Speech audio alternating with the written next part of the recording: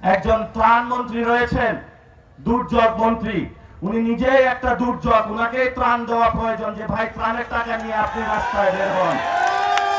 বর্তমান প্রধানমন্ত্রী তারেক রহমানেরও বিদ্বেষ এসে গেছে দক্ষিণবঙ্গের প্রতি। আপনি দেখেছেন বন্যা হয়েছে, 51 জন লোক মারা গিয়েছে, 1,20,000 গবাদি পশু পানির নিচে হারিয়ে গিয়েছে, সবার বাড়িঘর তলিয়ে গিয়েছে।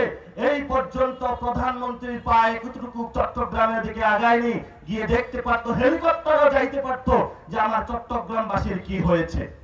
এই হলো বাংলাদেশের প্রধানমন্ত্রী।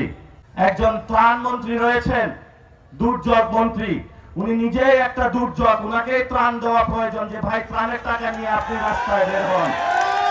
এই ত্রাণ মন্ত্রীকে আমরা ত্রাণ উঠাইয়া দিব। যাও তুমি গাড়ি ভাড়া করে এই ত্রাণের টাকা দিয়ে ত্রাণের কি অবস্থা মানুষ, সেই জন্য তুমি দেখে আসো। আমরা এই পর্যন্ত তার চেহারাটা দেখলাম না।